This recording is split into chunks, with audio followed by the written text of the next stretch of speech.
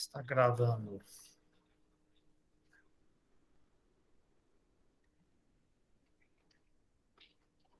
Vamos começar com oração. Senhor nosso Deus e Pai, nós chegamos diante de Ti, gratos por tudo que aprendemos durante esse semestre, a oportunidade de refrescar nossa memória, de examinar a Tua palavra, de compartilhar tantas verdades, e tem sido realmente uma bênção. Pedimos que o Senhor nos ajude mais uma vez ao estudarmos mais algumas passagens e alguns conceitos revelados ali, que o Senhor possa guiar os nossos pensamentos. Pedimos ainda pelo João Marcos, que aparentemente não está bem, pedimos pela recuperação rápida dele e da sua família. Também ficamos sabendo do pastor Ricardo Bach e pedimos por ele e a situação precária em que ele se encontra. Pedimos, Pai, segundo o teu plano e a tua misericórdia, se for possível, que o Senhor cure ele, que ele possa ainda continuar conosco durante algum tempo. Pedimos também por uma esposa de pastor, a Nádia Sena, que também está nos finalmente do câncer, e só uma ação do Senhor pode salvá-la e dar sobrevida a ela. Pedimos que a tua vontade seja feita, esteja com o marido dela, pastor Davi, também os seus filhos, esteja consolando eles e fortalecendo-os para os dias que estão por vir. Pedimos essas coisas em nome de Cristo. Amém. Tá bom, eu passei para vocês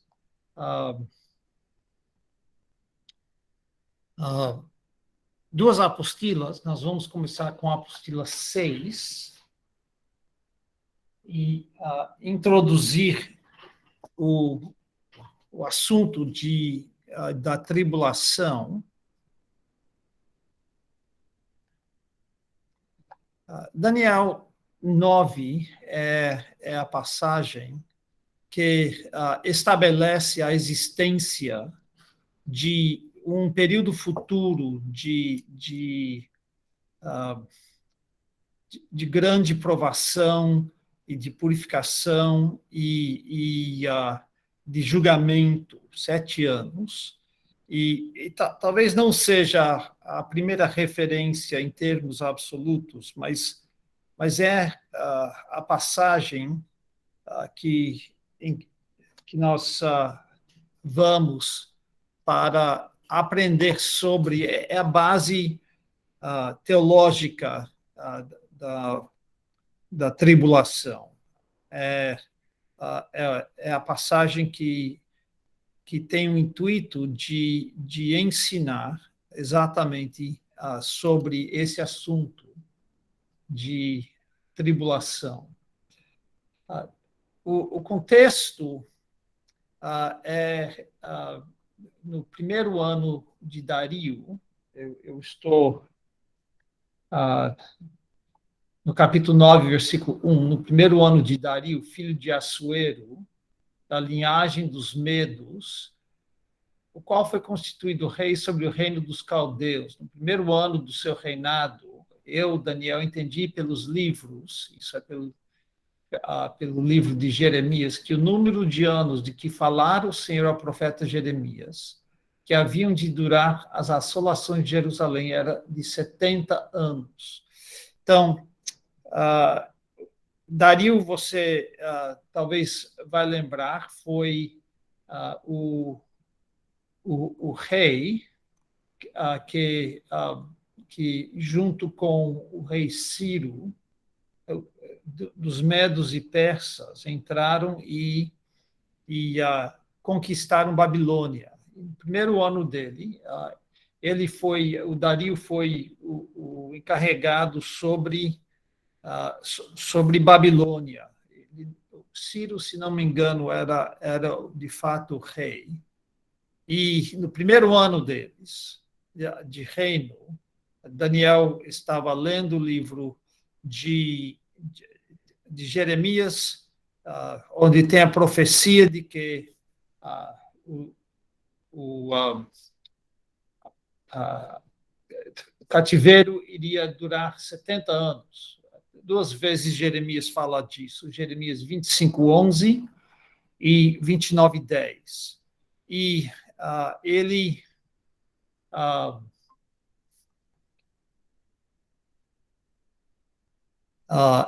então ele começou a orar, e nos versículos 3 a 15, 3 a 19, nós temos a oração dele. Então, versículo 3, voltei o rosto ao Senhor Deus para o buscar com oração e súplicas, com jejum, panos de saco e cinza. E a primeira metade é um pedido de perdão, é um dos mais lindos pedidos de perdão em toda a Bíblia. Diz, orei ao Senhor meu Deus, confessei e disse, Senhor Deus grande e temível, que guardas a aliança e a misericórdia para com os que te amam e guardam os teus mandamentos. Temos pecado e cometido iniquidades, procedemos perversamente e fomos rebeldes, apartando-nos dos teus mandamentos e dos teus juízos, e não demos ouvidos aos teus servos, os profetas, que em teu nome falaram aos nossos reis, nossos príncipes e nossos pais, como também a todo o povo da terra. A ti, ó Senhor, pertence a justiça, mas a nós o corar de vergonha. Eu amo essa frase. A ti pertence a justiça, mas a nós o corar de vergonha. Como hoje se vê, aos homens de Judá, os moradores de Jerusalém, todo Israel, quer os de perto, quer os de longe, em todas as terras por onde tens lançado, por causa das suas transgressões que cometeram contra ti. Ó Senhor, a nós pertence o corar de vergonha, aos nossos reis, aos nossos príncipes, aos nossos pais, porque temos pecado contra ti. Ao Senhor nosso Deus pertence a misericórdia e o perdão, pois nós temos rebelado contra ele e não obedecemos à voz do Senhor nosso Deus para andarmos nas suas leis que nos deu por intermédio dos seus servos os profetas. Sim, todo Israel transgrediu a lei, desviando-se para não obedecer à tua voz. Por isso a maldição e as imprecações que estão escritas na lei de Moisés, servo de Deus, se derramaram sobre nós, porque temos pecado contra ti. Ele confirmou a sua palavra que falou contra nós e contra os nossos juízes que nos julgavam. E fez vir sobre nós grande mal, porquanto nunca debaixo de todo o céu aconteceu o que se deu em Jerusalém. Como está escrito na lei de Moisés, todo esse mal nos sobreveio. Apesar disso, não temos implorado o favor do Senhor nosso Deus para nos convertermos das nossas iniquidades e nos aplicarmos à tua verdade. Por isso, o Senhor cuidou em trazer sobre nós o mal e o fez vir sobre nós, pois justo é o Senhor nosso Deus em todas as suas obras que faz, pois não obedecemos a sua voz. Na verdade, ó Senhor nosso Deus, que tiraste o teu povo da terra do Egito com mão poderosa, e a ti mesmo adquiriste renome, como se vê, temos pecado e procedido perversamente. Então, esse é o pedido de perdão. Mas, a partir do versículo 16, ele vai pedir libertação. Ó Senhor, segundo as tuas justiças, aparte-se a tua ira e o teu furor da tua cidade de Jerusalém, do teu santo monte, porquanto, por causa dos nossos pecados e por causa das iniquidades de nossos pais, se tornaram Jerusalém e o teu povo opróbrio para todos os que estão em redor de nós. Agora, pois, ó Deus nosso, ouve a oração do teu servo e as suas súplicas, e sobre o teu santuário assolado faze resplandecer o rosto por amor do Senhor. Inclina, ó Deus meu, os ouvidos e ouve, abre os olhos e olha para a nossa desolação e para a cidade que é chamada pelo teu nome. Porque não lançamos as nossas súplicas perante a tua face, fiados em nossas justiças, mas em tuas muitas misericórdias. Ó Senhor, ouve Ó Senhor, perdoa. Ó Senhor, atende-nos e age, não te retardes, por amor de ti mesmo, ó Deus meu, porque a tua cidade e o teu povo são chamados pelo teu nome. É lindo, linda essa oração e esse pedido de libertação. Agora, a partir do versículo 20, vem uma profecia. Falava eu ainda, eu orava e confessava o meu pecado e o pecado do meu povo de Israel, e lançava a minha súplica perante a face do Senhor meu Deus, pelo monte santo do meu Deus. Falava eu, falava ainda na oração, quando o homem Gabriel, esse é o anjo que tem cuidados especiais sobre Israel, aparentemente, o homem Gabriel, que eu tinha observado na minha visão no princípio, veio rapidamente voando e me tocou a hora do sacrifício da tarde. Ele queria instruir-me, falou comigo e disse: Daniel, agora saí para fazer-te entender o sentido. No princípio das tuas súplicas saiu a ordem, e eu vim para tu declarar, porque és muito amado. Considera, pois, a coisa e entende a visão. Então, aqui vem a visão. 70 semanas são determinadas sobre o teu povo e sobre a tua santa cidade, para fazer cessar a transgressão, para dar fim aos pecados, para expiar a iniquidade, para trazer a justiça eterna, para selar a visão e a profecia, e para ungir o santo dos santos. Sabe e entende, desde a saída da ordem para restaurar e para edificar Jerusalém, até a ungido ao príncipe, 7 semanas e 62 semanas. As praças e as circunvalações se reedificarão, mas em tempos angustiosos. Pois das 62 semanas será morto o ungido, e já não estará, e o povo de um príncipe que há de vir destruirá a cidade e o santuário, e o seu fim será num dilúvio. E até o fim haverá guerra, desolações são determinadas. Ele fará firme aliança com muitos por uma semana.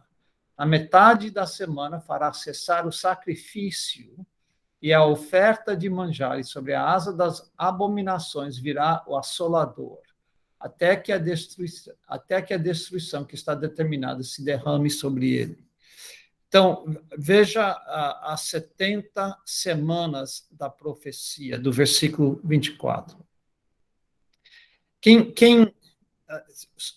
Sobre quem são proferidas essas semanas? Claramente, essa profecia foi dada para a nação de Israel, porque o anjo disse: 70 semanas estão determinadas sobre o teu povo e sobre a tua santa cidade. A santa cidade é Jerusalém. Então, essa profecia não tem nada a ver com a igreja. É uma profecia sobre a nação de Israel. Qual é a natureza dessas 70 semanas? São claramente também semanas de anos. Então, as 70 semanas equivalem a 490 anos. É bom saber que esses anos provavelmente eram anos de 360 dias. Por que eu digo isso? Porque nós temos duas razões, porque eles seguiam um calendário lunar e não solar, e também porque, se você fizer as contas, que eu não vou fazer, comparando Daniel 9, 27 com capítulo 7, versículos 24 a 25, e Apocalipse 12, 6 e versículos 13 a 14, os 3 anos e meio equivalem a 3 anos e meio de anos de 360 dias. Mas é interessante saber que o conceito de uma semana de anos já fazia parte da lei do Antigo Testamento. Lembra que a cada 7 anos eles teriam que não plantar, e depois de 7 semanas de anos, 49 anos, eles tinham o ano de jubileu, que era o ano de número 50. Então, essa ideia de semanas de anos não é uma coisa estranha, que nós precisamos ter algum poder sobrenatural para poder decifrar. E os eventos, então, descritos nessa profecia, simplesmente não poderiam todos ocorrer em 490 dias, que não dá nem 2 anos. É evento demais. Então, tem que ser semanas de ano. Quais são o propósito dessas 70 semanas? Ele menciona 6 propósitos. E ele está lidando principalmente com a nação de Israel. Fazer cessar a transgressão, dar fim aos pecados, expiar a iniquidade. Isso foi feito claramente com a morte de Cristo na cruz. Trazer a justiça eterna, isso foi providenciado também pela morte de Cristo na cruz. Selar a visão e a profecia. Um minuto, Mateus. A ideia é que todas as visões terminarão, isso acontecerá com a vinda de Jesus no fim da tribulação, pois não haverá mais profecia com a presença pessoal do Rei na terra.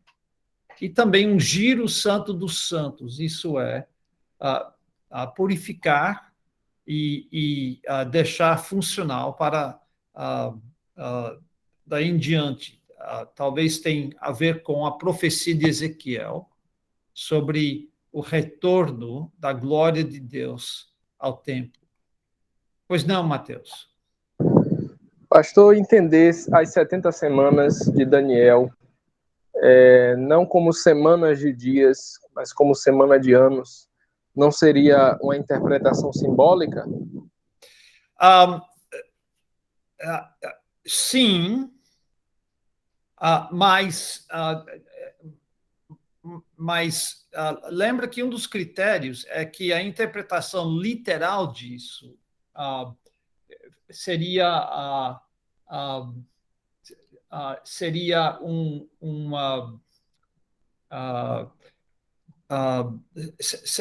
absurdo. 70 semanas de dias, os eventos descritos não cabem. Então trariam um quê de absurdidade.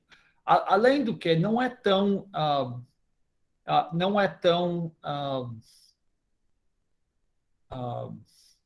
eu tenho que abrir outra Bíblia aqui.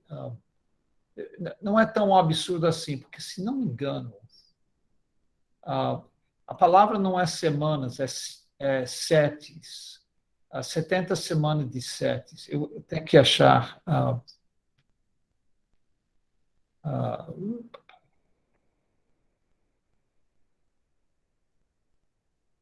Achei.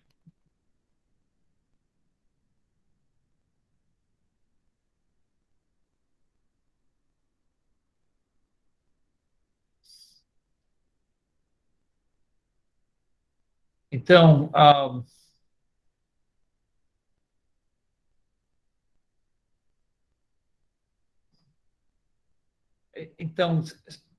diz.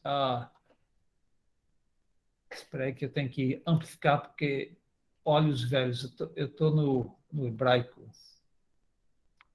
versículo 24. Diz She'b'im, que significa um período de 7, pode ser dias ou anos. She'b'im, 70 setes. 7 setes.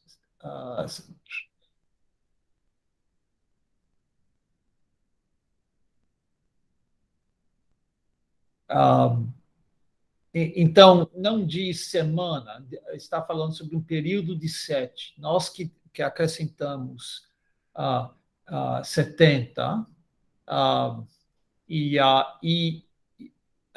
nós que acrescentamos a ideia de semanas, mas junto com isso, o fato que o conceito de 7 anos, de uma semana de anos, já existia, se não a terminologia, mas pelo menos o conceito existia na lei. Isso responde? Entendi, pastor. Obrigado. De nada. E eu vou ter que traduzir isso melhor. Eu estou olhando e tentando traduzir sem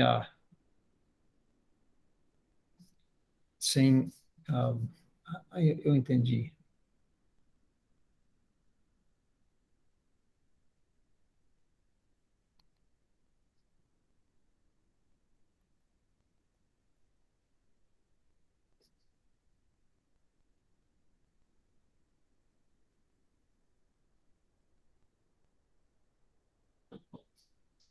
O léxico concorda que essa palavra pode significar anos e não apenas. Eu estava olhando o léxico hebraico, que pode significar anos e não apenas semana de dias.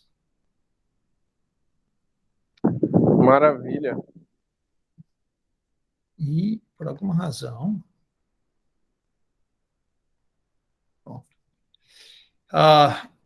Então, eu creio que esses propósitos são muito importantes. Então, no versículo 25, nós temos só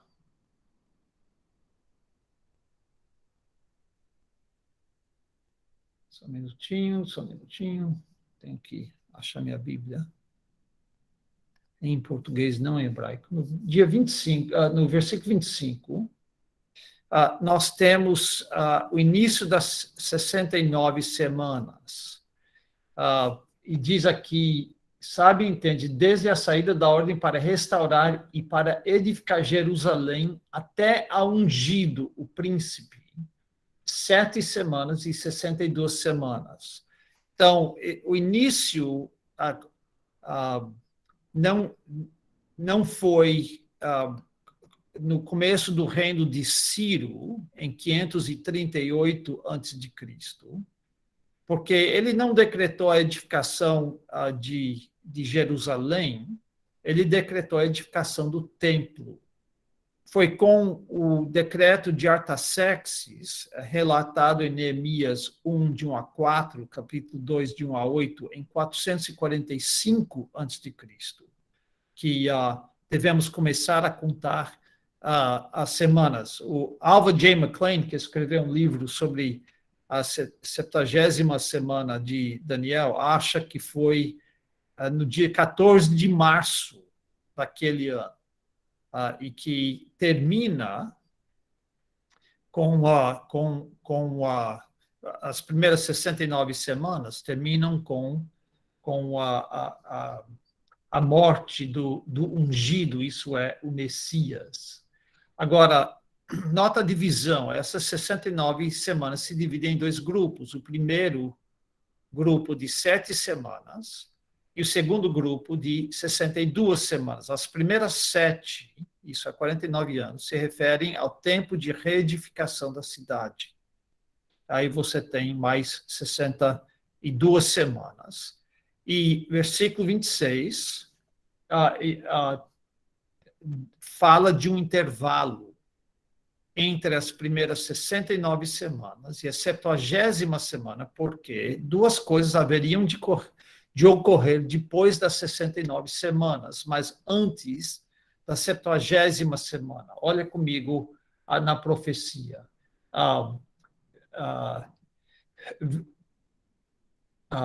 Sabe, entende, depois, desde a saída da ordem para restaurar e edificar Jerusalém até ao ungido, ao príncipe, esse é o Messias, 7 semanas e 62 semanas. As praças e as circunvalações se reedificarão, mas em tempos angustiosos. Depois das 62 semanas, será morto o ungido. O Messias vai morrer e já não estará. E o povo de um príncipe que há de vir, o príncipe que há de vir é o anticristo, e o povo dele é o povo romano. Destruirá a cidade e o santuário. E o seu fim será num dilúvio, e até ao fim haverá guerras, desolações. Haverá guerra, desolações são determinadas. Então, o povo é os romanos, e quando diz que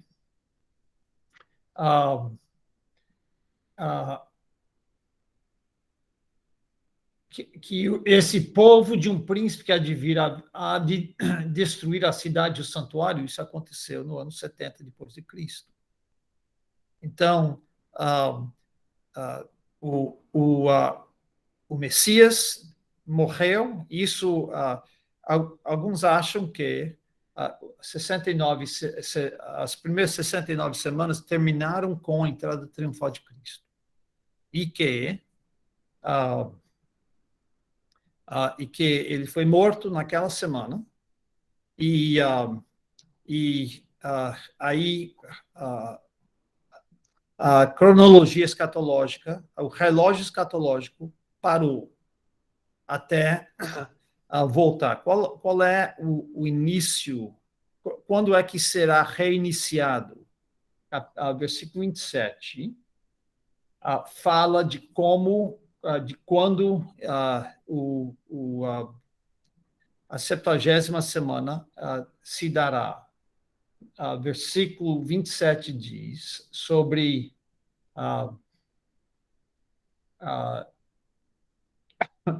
sobre esse príncipe que há de vir, que ele fará firme aliança com muitos, isso é muitos em Israel, por uma semana de 7 anos.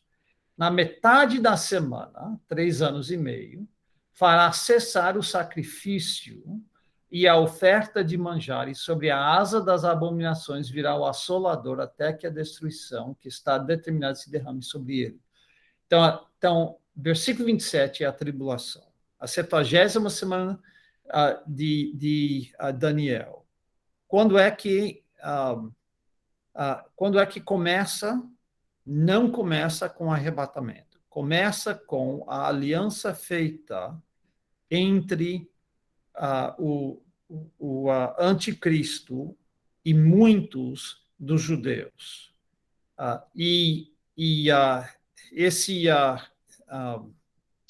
Essa aliança ele vai quebrar no meio da semana, ele vai suspender a adoração do povo judeu no templo deles e trará abominações de desolação. Então, nota que, para essa profecia ser cumprida, a nação de Israel precisará de um templo funcional até a metade da tribulação. Na metade da tribulação, ele vai fazer cessar o sacrifício e a oferta de manjares e causar algum tipo de abominação. E nós temos algumas passagens paralelas no livro de Daniel. Eu não tenho o intuito de ver todos, mas olha comigo em Daniel 7, versículo 24.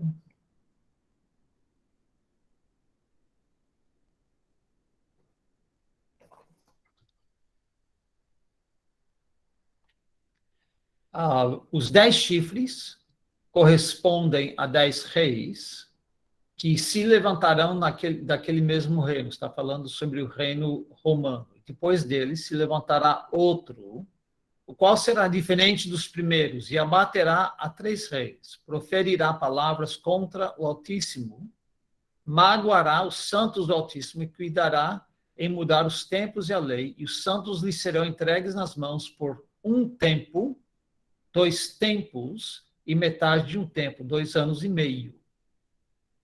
Seria a interpretação correta. É por isso que outra razão de falar em termos de de semanas de ano, porque nós temos aqui 2 tempos, 1 tempo, 2 tempos e metade de 1 tempo. Que o mais normal seria interpretar isso como anos. Mais tarde, e eu não vou achar isso de cabeça, eu acho, mas mais tarde ele menciona o número de dias. E se você calcular, é no capítulo 12, eu acho, 11 ou 12, ele conta o número de dias disso, e isso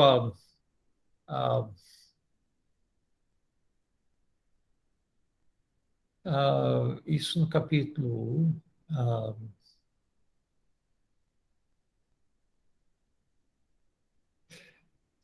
capítulo 12, versículo 8. Eu vi, porém não entendi. Então eu disse, meu Senhor, qual será o fim dessas coisas? Ele respondeu, vai, Daniel, porque essas palavras estão encerradas e seladas até ao tempo do fim.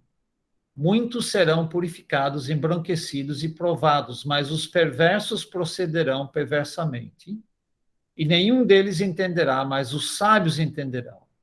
Pois do tempo em que o sacrifício diário for tirado, isso, lembra aí, no meio da tribulação, e posta a abominação desoladora, haverá ainda 1.290 dias.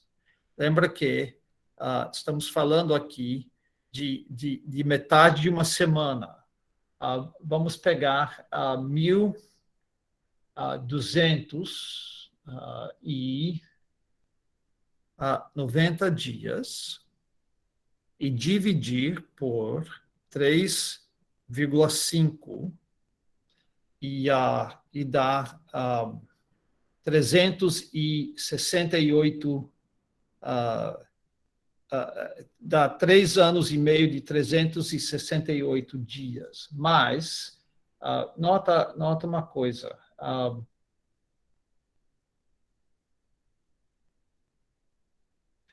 bem-aventurado o que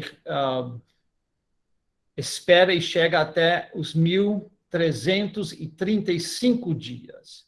Por quê? Porque haverá um tempo de preparação entre a destruição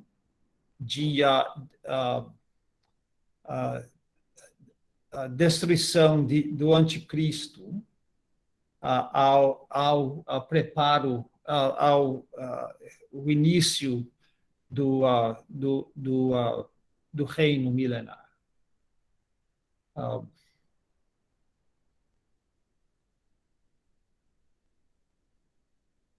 Então, se for anos de...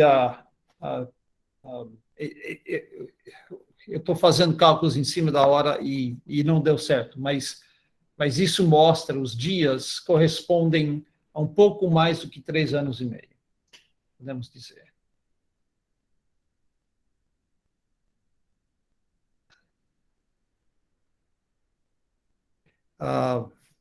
E, finalmente, o fim da semana terminará com a derrota e a destruição do anticristo. Vamos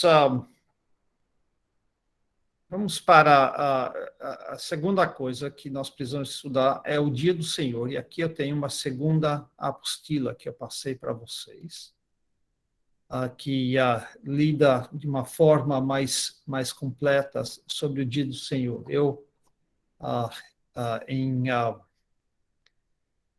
em um dos meus mestrados, eu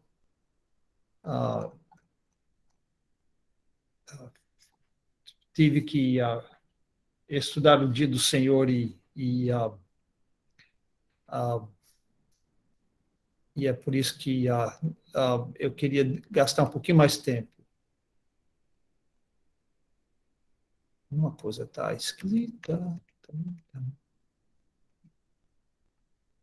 Pronto. Deixa-me dizer uma coisa, que o dia do Senhor em inglês frequentemente abreviado DOL, Day of the Lord. É um termo técnico. Estou colocando no chat. Eu, nessa apostila, abreviei DDS, Dia do Senhor. Então, vocês precisam saber disso. O Dia do Senhor...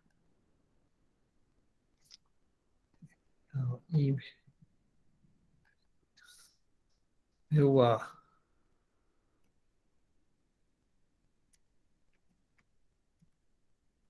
computador tem janela demais e não quer cooperar. O Dia do Senhor é uma questão crucial em discussões escatológicas, porque afeta a interpretação de certas passagens do Novo Testamento e afeta também o tempo do arrebatamento, se o arrebatamento é antes, no meio ou no fim da tribulação. Mas o termo é usado primeiro no Antigo Testamento e importado ao Novo Testamento sem qualquer explicação. E nós vamos dar uma olhada rapidamente no Antigo Testamento, porque queremos saber algumas coisas. Primeiro, de onde vem o termo? Veio da cultura popular da época, de onde veio?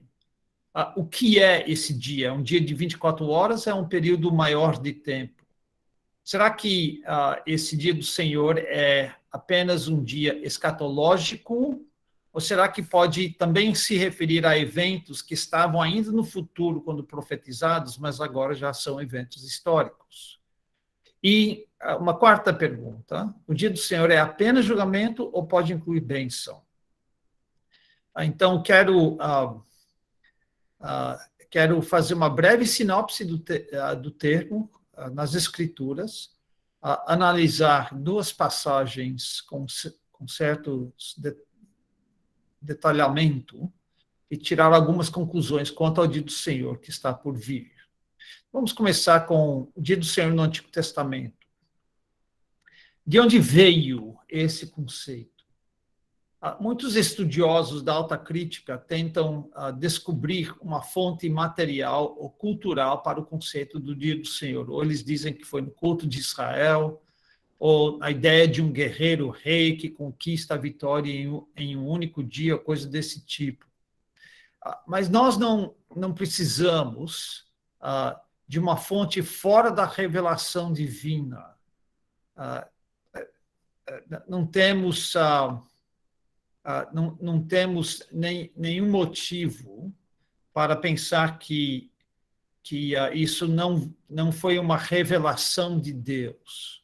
O uso mais antigo dessa frase, ocorre ou em Amós 5, 18 a 20, ou em Joel, dependendo da data respectiva desses livros. Nós não sabemos quem escreveu primeiro, Amós ou Joel. Se for Amós, fica evidente que o conceito já era entendido em Israel e tinha certas conotações positivas. Porém, até o momento, não há qualquer semelhança a essa ideia fora do Antigo Testamento, na literatura do Oriente Médio Antigo. Ou seja, os arqueólogos não encontraram nenhuma ideia de Dia do Senhor em outra literatura paralela de outras nações. Então, isso me leva à conclusão tênue de que provavelmente foi um conceito dado a Israel através de um dos profetas orais. Isso é, um dos profetas que não escreveram livros, um dos profetas que não escreveu livros, e que tinha um lugar proeminente na imaginação da nação de Israel, especialmente na época de Amós e Joel e mais tarde de Isaías. A forma mais comum de Dia do Senhor é Yom Yahvé. Aparece 16 vezes no Antigo Testamento, e todas as 16 vezes são universalmente aceitas como passagens que tratam do Dia do Senhor. As pessoas que entendem gramática hebraica acham que deve ser interpretado como um possessivo, o dia que pertence ao Senhor. Isso não é de grande momento. Mas há outras formas, dependendo do contexto, que também referem ao dia do Senhor. Às vezes, Yom Le Yahweh, esse L na frente significa um dia para o Senhor. Nós encontramos essa frase em Isaías 2:12 e Ezequiel 33. Também Zacarias 14:1 diz: eis que vem um dia para o Senhor, Yom Yahweh. E o Senhor tem um dia de vingança, Isaías 34:8, aparentemente o mesmo dia. Também é chamado de o dia da ira do Senhor, Ezequiel 7:19, Sinfonias 1:18. E, às vezes, muitas vezes, naquele dia, as Sinfonias 14 nos dá alguns exemplos. Portanto, embora o dia do Senhor se tornou um termo técnico, não era a única forma de falar desse evento ou desta época. Pois não, Marcelo? Pastor, nessa frase que o senhor falou, Yom Yahweh, não é isso? Isso. É do hebraico. Esse lê é aquela vogal a lamed? É a vogal lamed, que também é uma preposição. Para, né? Nesse caso. Isso. Exatamente. Obrigado. De nada.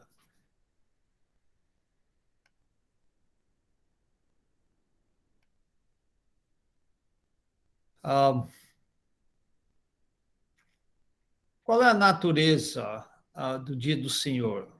É um dia de 24 horas ou é um período de tempo mais comprido? Um amigo meu que defende o pós-tribulacionismo, ou coisa parecida, isso significa a ideia de que a igreja vai passar pela tribulação. Ele insiste que é um único dia. O argumento deles é o seguinte, que, como nós vamos ver, o Novo Testamento claramente ensina que o crente não passa pelo dia do Senhor. O pós-tribulacionista acha que o dia do Senhor é o último dia da tribulação e que o crente é arrebatado no dia antes do fim e daí Cristo volta e ele volta junto. Então, para ele, precisa, para o pós-tribulacionista, tem que ser um único dia. Se você pode mostrar que é mais do que um único dia, que é um período de tempo, então ele não pode ser pós-tribulacionista, ele pode ser midi-tribulacionista, que ensina que o dia do Senhor começa só na segunda metade da tribulação e o arrebatamento ocorre antes da segunda metade. E existem também outras variações, pré-ira, o arrebatamento pré-ira, e eles dizem que nós somos salvos da ira do dia do Senhor, e o dia do Senhor não começa, dizem eles, no começo da tribulação, mas em alguma parte no meio da tribulação, mais perto do fim. Mas contra a ideia de que o dia do Senhor é apenas um dia, existem passagens que parecem exigir um período maior do que apenas 24 horas. E uma passagem dessa é Zacarias 14, de 1 a 4. Vamos para lá, porque essa passagem é uma passagem importante.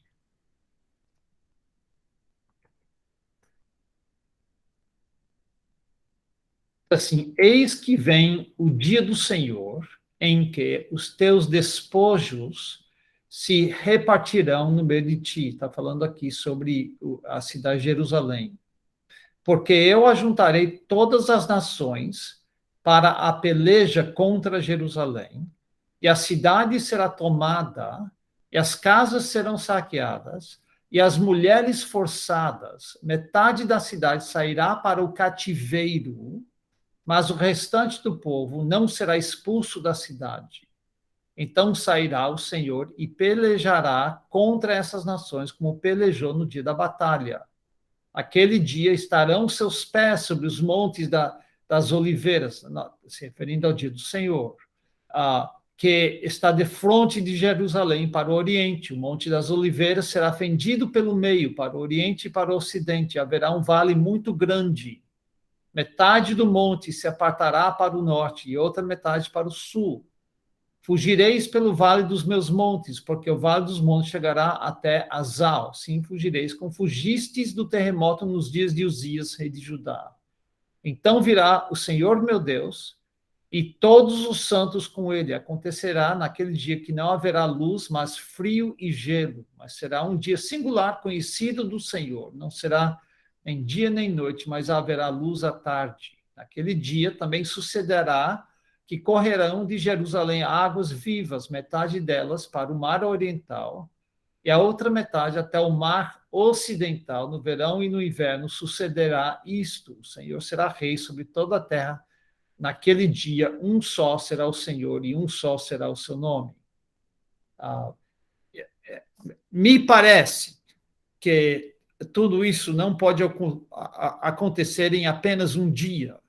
Os exércitos de muitas nações se ajuntarão para lutar contra Israel. Israel cairá, as casas serão saqueadas, a metade da cidade será exilada, e o Senhor descerá sobre o Monte das Oliveiras. Também então, me parece que isso não pode ocorrer em um só dia, tem que ser mais que um dia. Outra coisa interessante é que há uma distinção, nós vamos ver essa distinção entre o simples dia do Senhor e um outro dia chamado o grande e terrível dia do Senhor.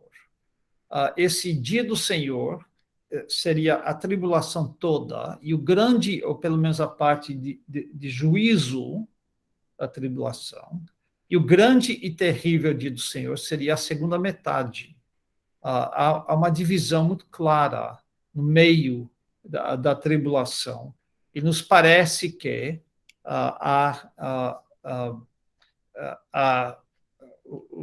o termo simples dia do Senhor se refere à tribulação toda. A segunda pergunta, o dia do Senhor é só o julgamento ou inclui bênção também? Bem, o tema principal é, de fato, juízo. Juízo contra pecadores, sejam gentios ou israelitas. E aqui eu coloco algumas referências. Será um período de retribuição, Obadias 15, Sofonias capítulo 1, 7 a 9. Um período de destruição. Joel fala muito sobre o dia do Senhor. Joel 1, 15 e Isaías 13, 6. É um período de escuridão. Eu quero que vocês olhem comigo em Amós, capítulo 5. Essa passagem é significativa. Ele está dizendo que Israel vai ser destruído, e ele está falando sobre o reino do norte.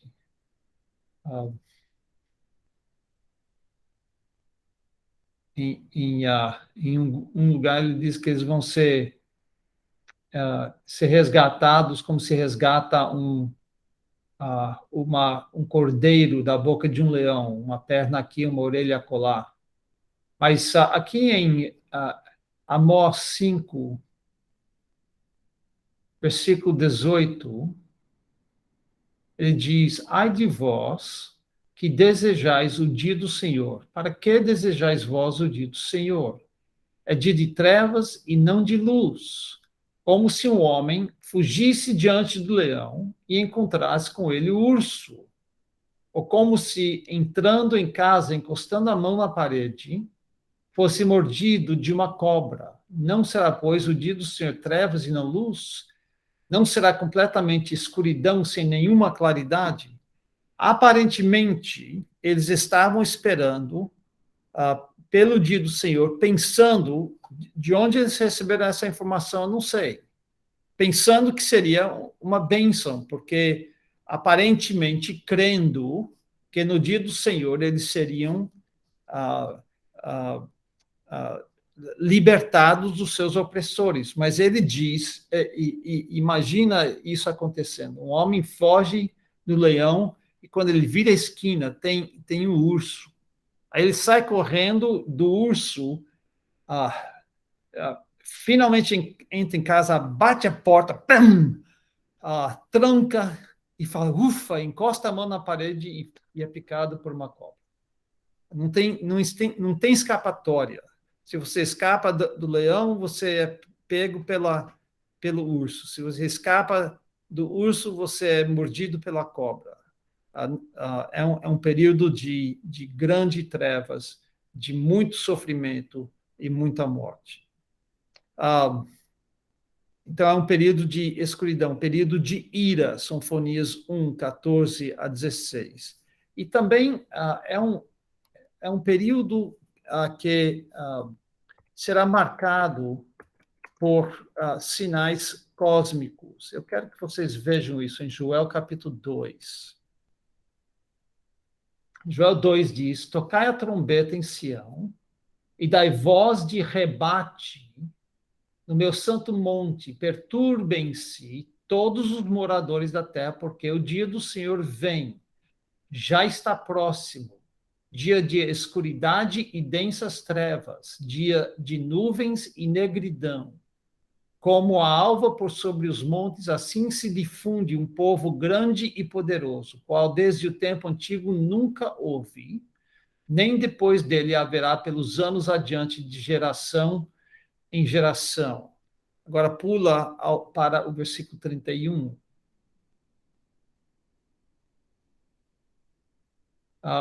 Vou começar no versículo 28. Acontecerá depois que derramarei o meu espírito sobre toda a carne, vossos filhos e filhas profetizarão, vossos velhos sonharão e os vossos jovens terão visões.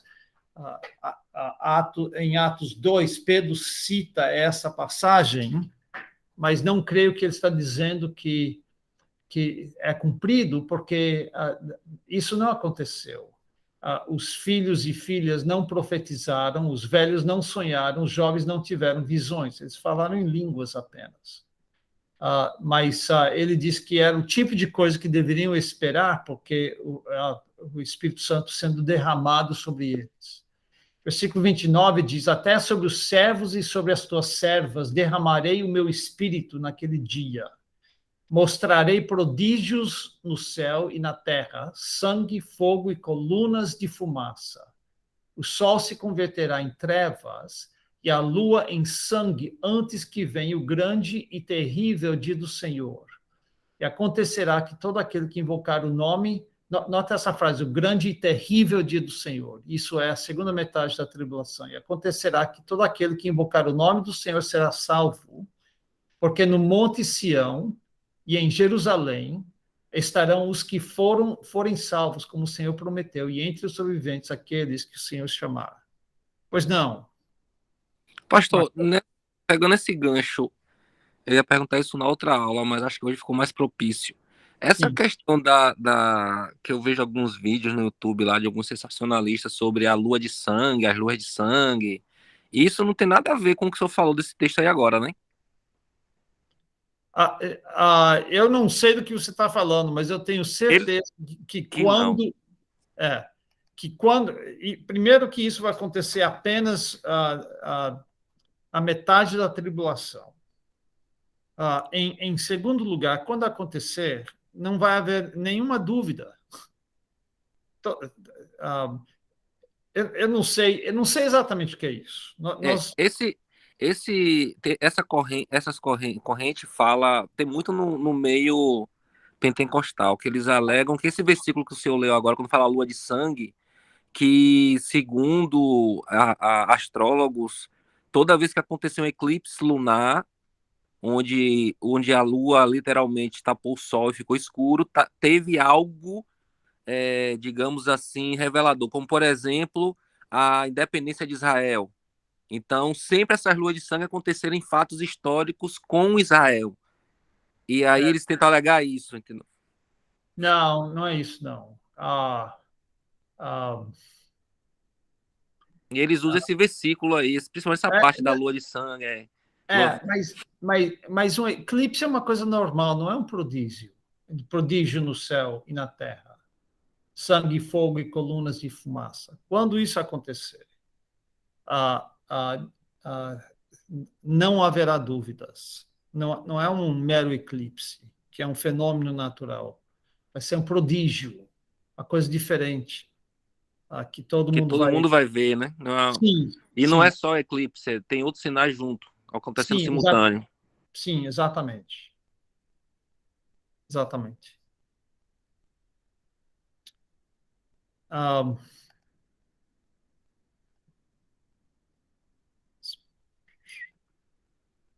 então, sinais cósmicos e muito terror.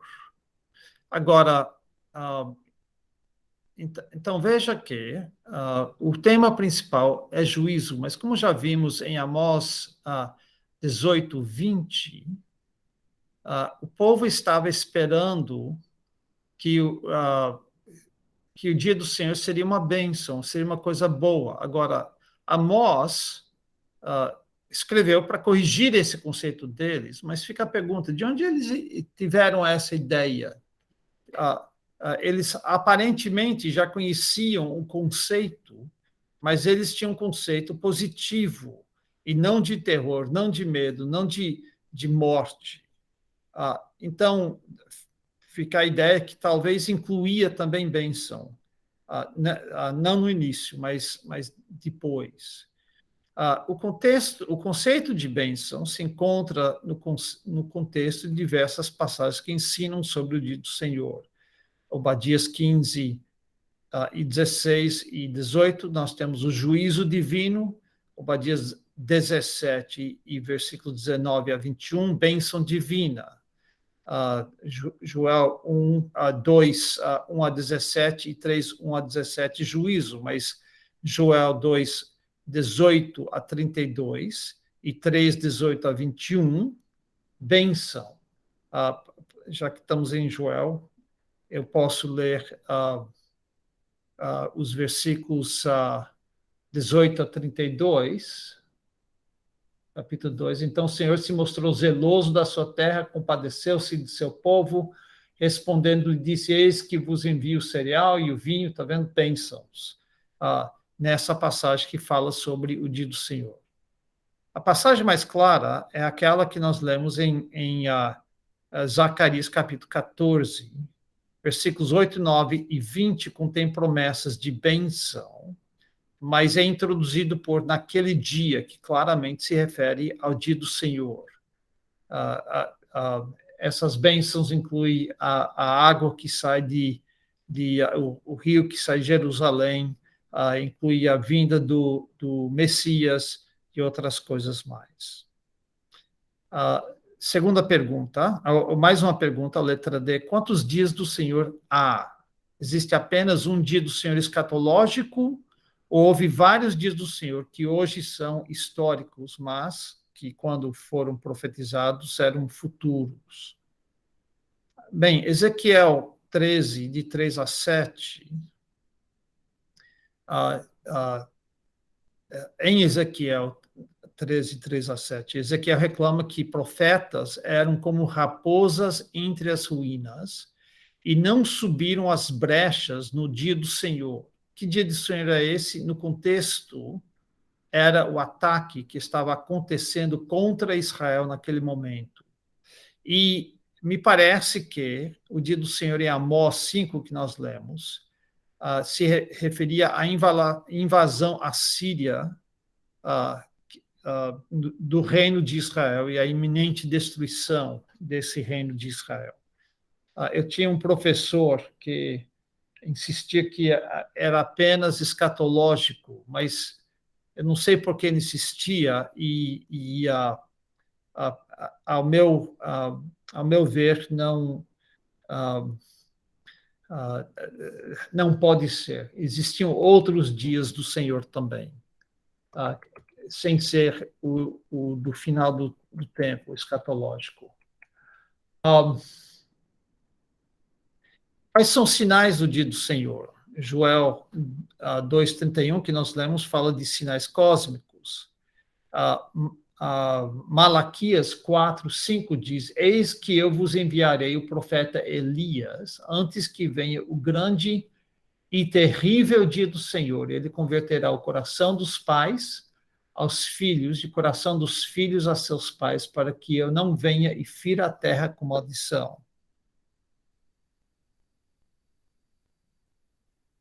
Pois não, Mateus? Ô, pastor, nessa passagem aí, que o texto fala que o profeta Elias viria, e aí no Novo Testamento mostra o cumprimento na pessoa de João Batista. No caso, mais uma vez, aí não seria um cumprimento simbólico dessa passagem? Bem, não mostra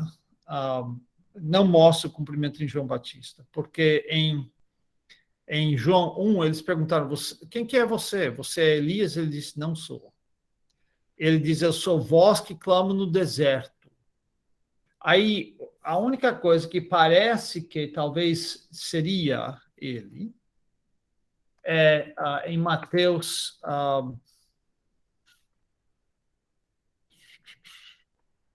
Mateus capítulo 17. Mateus 17, eles estão descendo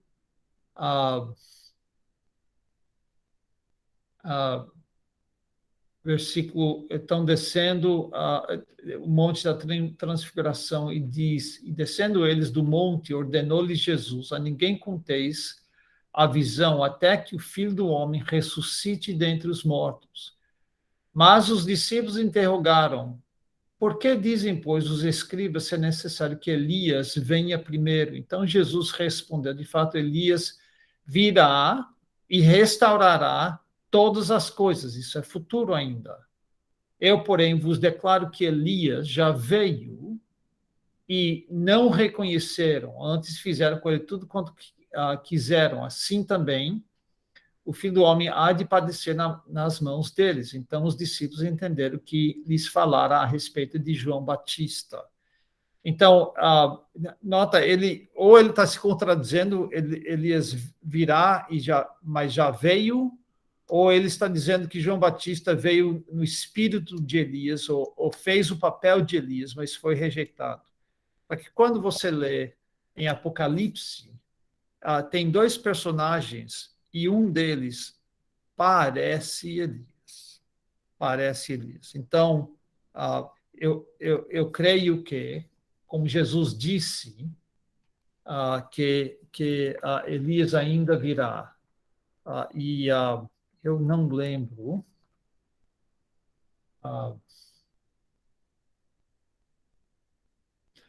Sim. Apocalipse 11. Darei às minhas testemunhas que profetizem por 1260 dias. Isso é 2 anos e meio, 3 anos e meio, anos de 360 dias. Vestidas de pano de saco.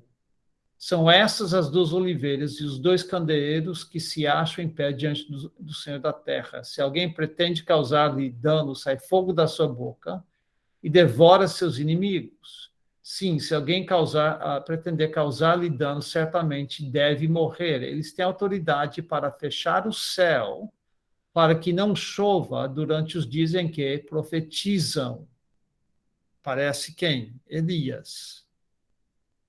Tem autoridade também sobre as águas, para convertê-las em sangue. Isso parece Moisés.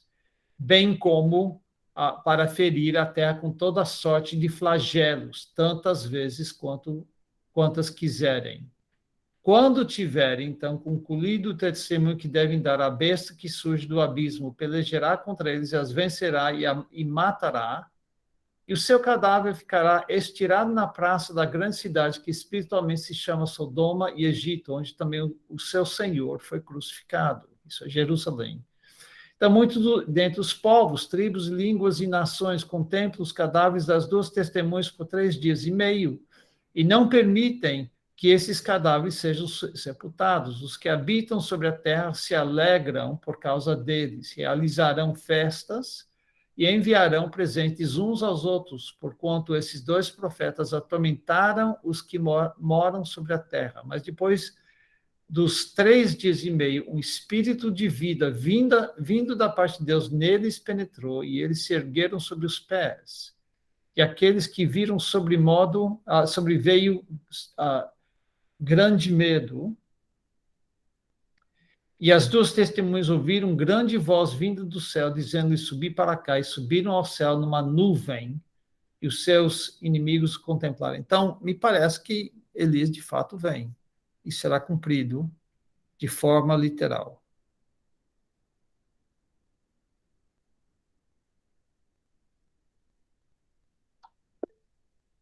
Oi. E aquela outra metade da passagem, pastor, do Mateus 17, que ele fala, Elias já veio.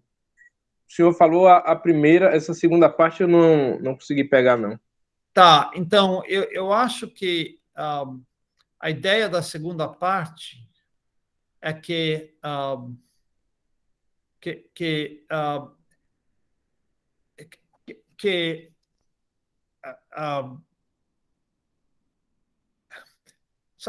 João Batista fez o papel de Elias, mas o próprio João Batista disse que ele não era Elias.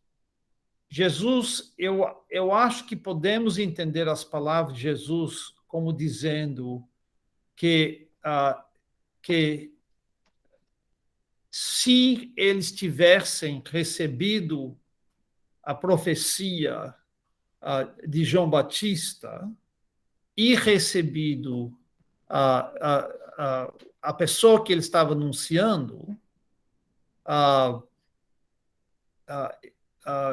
eles entrariam no reino milenar. Mas eles rejeitaram João Batista, que fez o papel de Elias. Ele veio no espírito de Elias. Mas o próprio João Batista, a não ser que a gente crê que existe a contradição, o próprio João Batista disse que ele não era Elias. Veja, veja João 1,19. Este foi o testemunho de João, quando os judeus lhe enviaram de Jerusalém sacerdotes e levitas para lhe perguntarem quem és tu? Ele confessou e não negou. Confessou, eu não sou Cristo. Então lhe perguntaram, quem és, pois? És tu Elias? Ele disse, não sou. És tu o profeta? Respondeu, não. Disseram-lhe, pois, declara-nos quem és, para que demos resposta àqueles que nos enviaram. Que dizes respeito a ti mesmo? Então ele respondeu, eu sou a voz do que clama no deserto, endireitai o caminho do Senhor, como disse o profeta Isaías. Isso é uma citação de Isaías 43. Então, ele não era Elias. Talvez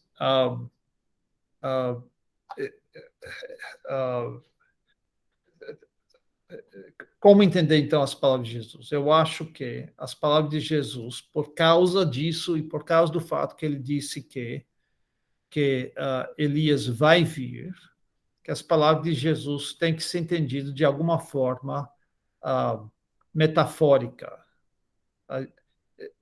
Elias, João Batista é Elias no sentido metafórico. Ele é como o profeta Elias.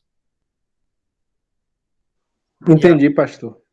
E a coisa que me leva a dizer isso é justamente para encaixar com a outra informação, as palavras do próprio Jesus Cristo, que diz que Elias virá, e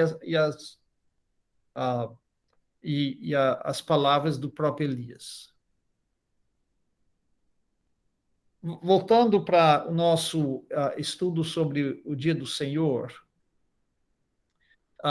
Um professor meu, Bruce Compton, faz uma distinção que para mim, ajudou. Ele diz, com base na analogia da tribulação, se a gente comparar Mateus 24, de 5 a 8, com Mateus 24, 9 a 21, nós vamos ver que há dois períodos na tribulação. Então, ele diz, com base nessa analogia, a porção do dia do Senhor, que consiste em juízo, é dividida em duas metades. A primeira metade, denominada simplesmente o dia do Senhor, e a segunda metade, denominada o grande e terrível dia do Senhor. Presumindo ser isto correto, tanto Joel 2,31 quanto Malaquias 4,5 descrevem eventos que ocorrerão antes do grande e terrível dia do Senhor. Isso é, eventos que ocorrerão antes da última metade do juízo do dia do Senhor, não antes do dia do Senhor em si. Eu creio que isso é uma colocação interessante e importante para entendermos.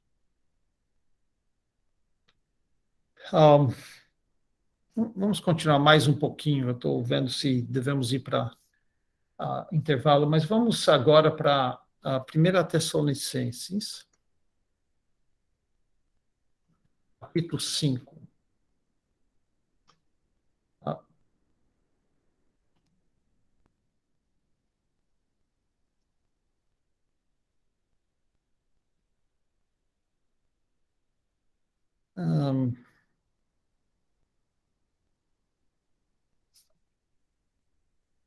O capítulo 4 fala do arrebatamento, né?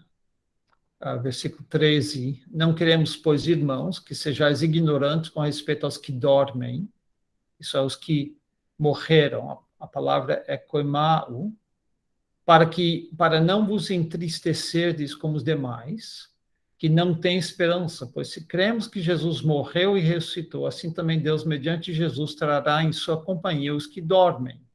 Ora, ainda vos declaramos por palavra do Senhor isto, nós os vivos, os que ficarmos até a vinda do Senhor, de modo algum precederemos os que dormem, isso é, os que estão mortos. Portanto, porquanto o Senhor mesmo, dado a sua palavra de ordem, ouvida a voz do arcanjo e ressoada a trombeta de Deus, descerá dos céus, e os mortos em Cristo ressuscitarão primeiro. Depois nós, os vivos, os que ficarmos, seremos arrebatados, é por isso que nós chamamos de arrebatamento, juntamente com eles entre nuvens para o encontro do Senhor nos ares, e assim estaremos para sempre com o Senhor. Consolai-vos, pois, uns aos outros com essas palavras. Aí ele muda de assunto no capítulo 5. Irmãos, relativamente, ou agora concernente aos tempos e às épocas, no capítulo 4 ele não nos dá o tempo que isso acontece. Mas agora ele vai falar de um outro evento também escatológico. Quanto aos tempos e às épocas, não há necessidade de que eu vos escreva, pois vós mesmos estáis inteirados com precisão de que o dia do Senhor, nota a nossa frase aqui, mas agora em grego, heimera kurio. O dia do Senhor vem como ladrão de noite, quando andarem dizendo paz e segurança, eis que lhes sobrevirá repentina destruição, como vêm as dores de parto, a que está para dar à luz, e de nenhum modo escaparão. Mas vós, irmãos, não estáis em trevas, para que esse dia, como ladrão, vos apanhe de surpresa.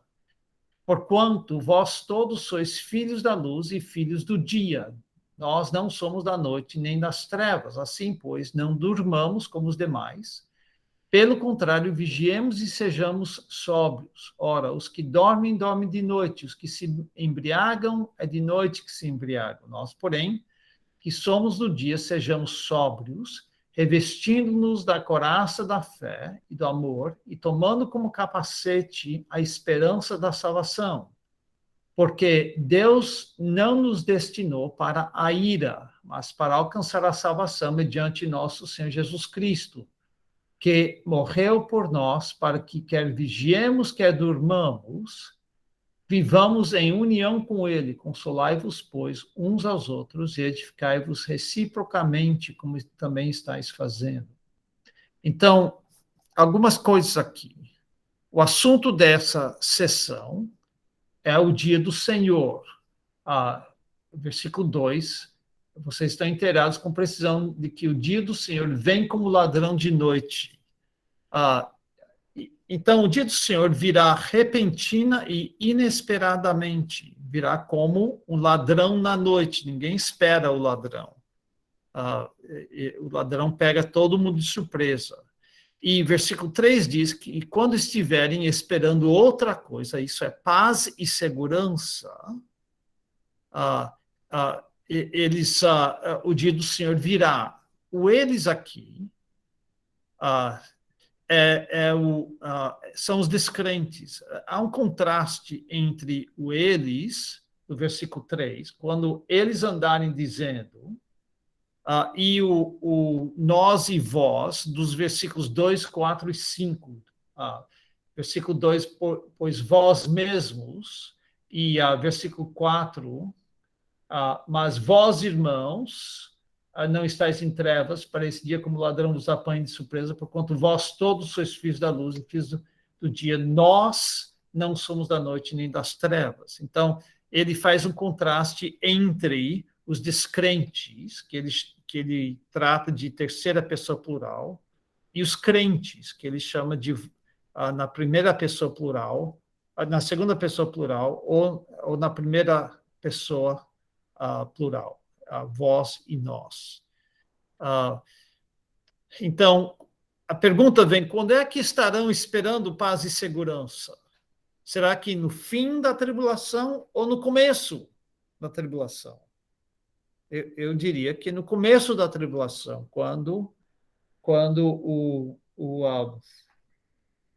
a aliança é feita entre o anticristo e poucos de Israel. Todo mundo vai pensar que começou a paz, e bem quando isso acontece, é que vão ver que o dia do Senhor começou.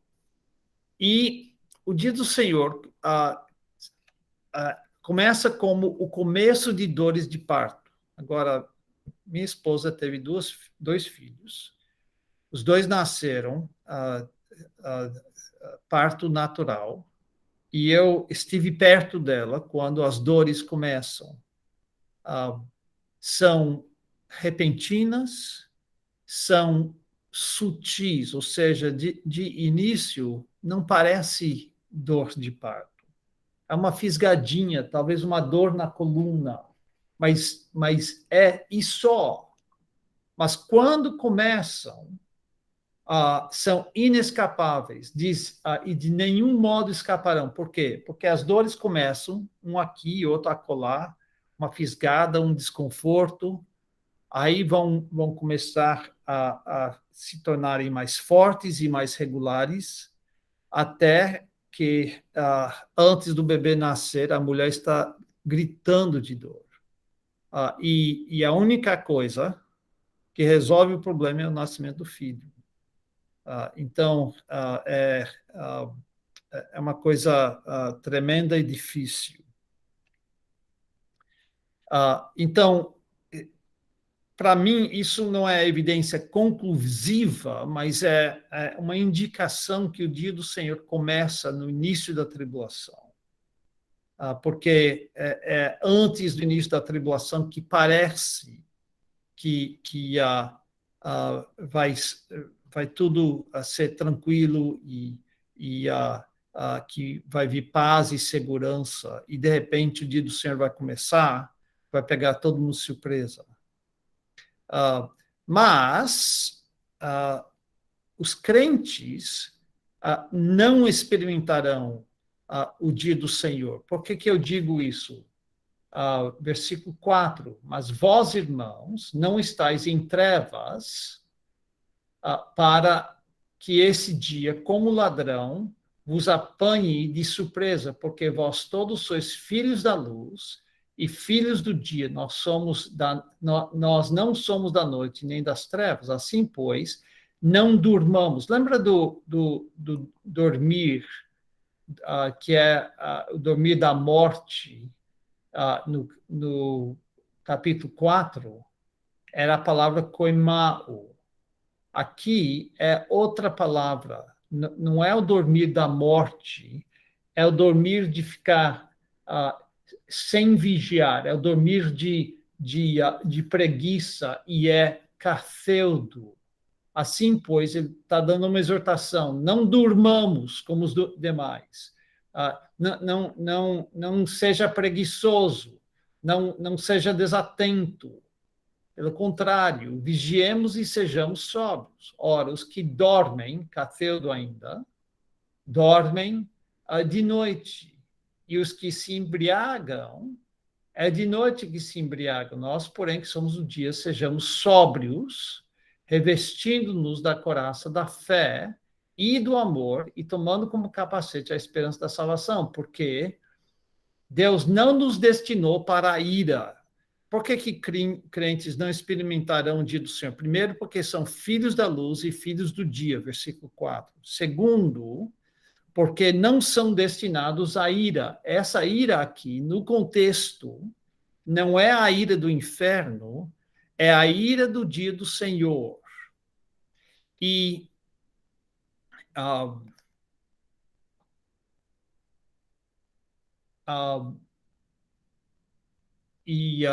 continuando, versículo 10, versículo 9, porque Deus não nos destinou para a ira, mas para alcançar a salvação mediante nosso Senhor Jesus Cristo, que morreu por nós, para que quer vigiemos, quer durmamos. Esse dormir não é morrer, esse dormir aqui é o mesmo, é cafeuda, no contexto, não é quer vigiemos, quer fiquemos desatentos, embriagados,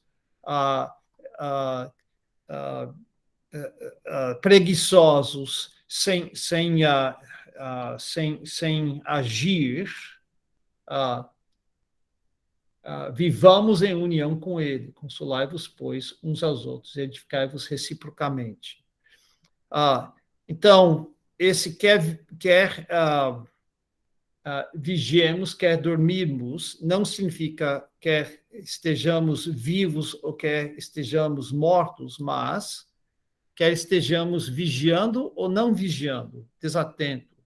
E isso elimina a possibilidade de um arrebatamento parcial. Não sei se você já encontrou pessoas que ensinam que o crente fiel será arrebatado antes da tribulação, mas o crente infiel, aquele que está dormindo, nesses termos aqui, passará pela tribulação.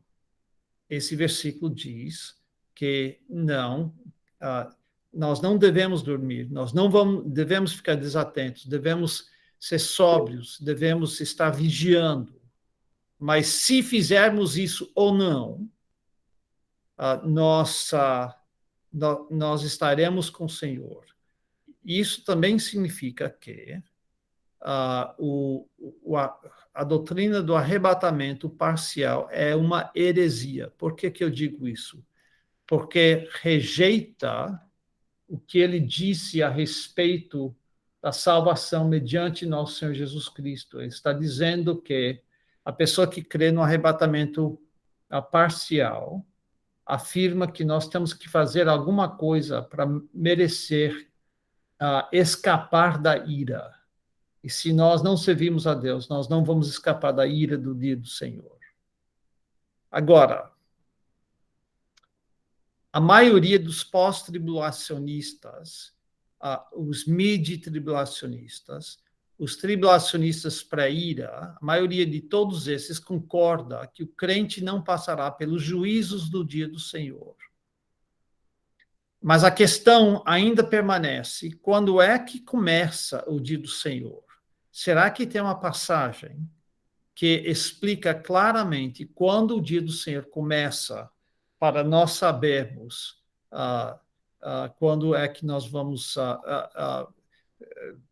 para sabermos se a gente vai passar pela tribulação ou uma parte da tribulação ou não. Isso nós vamos encontrar em 2 Tessalonicenses, capítulo 2. Mas agora eu quero ir para um pequeno intervalo, tá bom?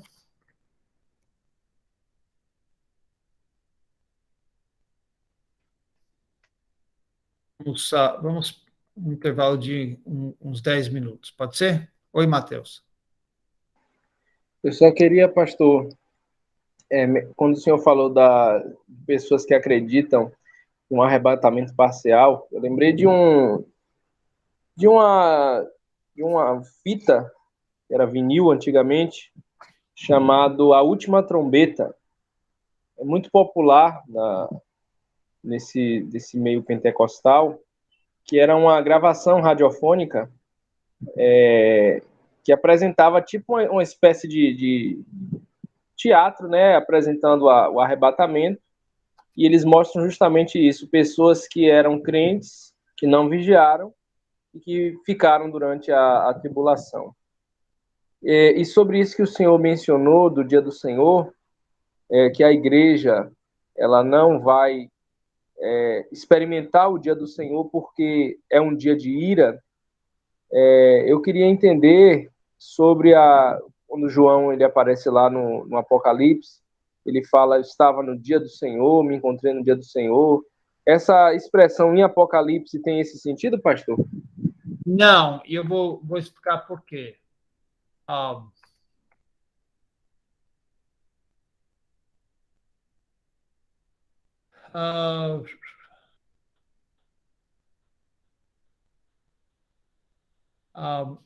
Eu, João, irmão vosso e companheiro na tribulação, no reino e na perseverança, em Jesus, achei-me na ilha chamada Patmos, por causa da palavra do Senhor e do testemunho de Jesus. Achei-me em espírito no dia do Senhor. Em português parece que é a mesma locução. Me achei no dia do Senhor.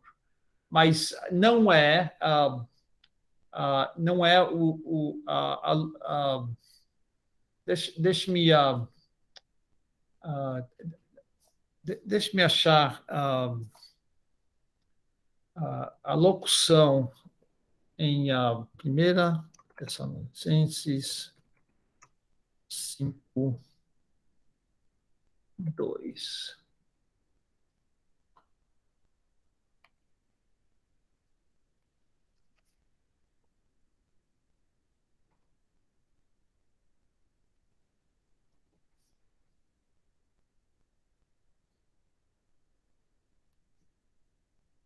Vou colocar, ver se eu consigo colocar aqui no chat.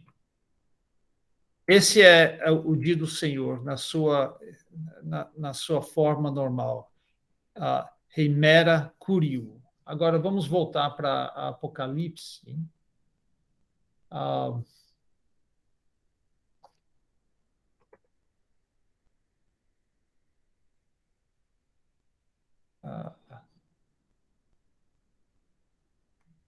Capítulo 1, versículo.